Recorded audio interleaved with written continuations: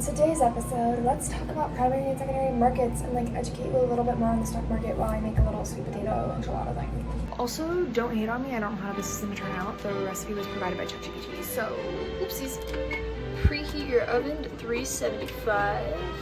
When you hear terms like primary market and secondary market, it might sound like a financial jargon, which it kind of is. But understanding these concepts can be super helpful, especially if you're interested in investing or just curious about how the financial world works. Let's talk about it and break it down into some simple explanations and examples. My potato's dripping. Once you've undressed your potato, we're gonna dice her up.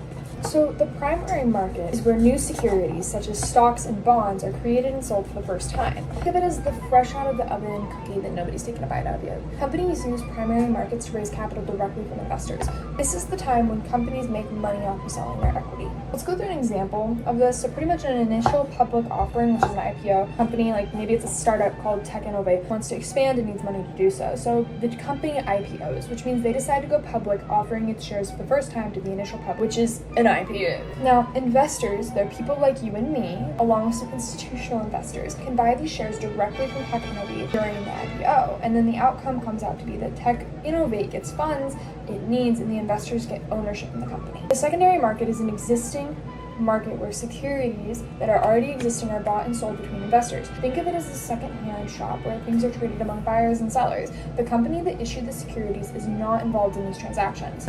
An example of the secondary market in its finest action is actually things such as the New York Stock Exchange or NASDAQ. Let's picture it. Investor 1 bought it in the initial IPO. So they bought it when it originally came out. She was the trendy girl. But Investor 1 was like, I kind of don't want this anymore. I'm going to go sell this. And now Investor 1 is going into the market of the secondary market where Investor 1 is going to sell it to Investor 2 being like, it's cool and all. I bet people really like this stuff. Super vibey, but I don't want it. So you can have it. And so then Investor 2 sells it. They sell it within a stock exchange such as the New York Stock Exchange or the NASDAQ. The shares change hands, but Techna Innovate didn't receive any money from this transaction. Instead, the investor that was holding the shares originally was paid for it. It's like buying secondhand clothing. I feel like I'm playing with fire considering the fact that oil is boiling. But boiling. If they're thirsty, make sure to add some water so they get a little bit more of a boil. I like it juicy and tender. You're supposed to use a small onion, but lucky for you is I like it big. Pretty much the big difference between the primary and secondary market is the primary market is like buying something firsthand. It has never been used before. It is the first time that this thing is being bought.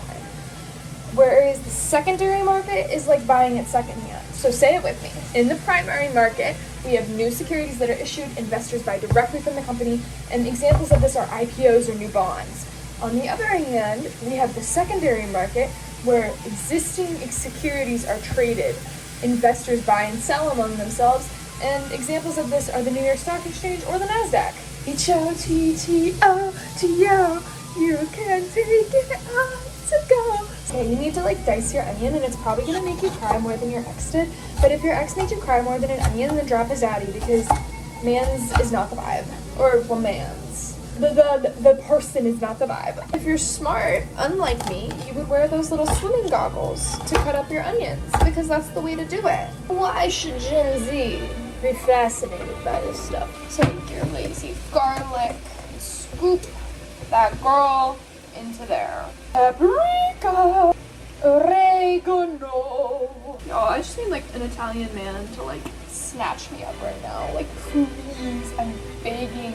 I'm editing right now, and I'd like you to know that I'm heavily inspired by Italian men due to that one dude that was the Olympics that dropped his ring into the canal during the opening ceremony and then made it romantic somehow, and now it's all I can think about. Because, damn. And then we're gonna use some onion powder.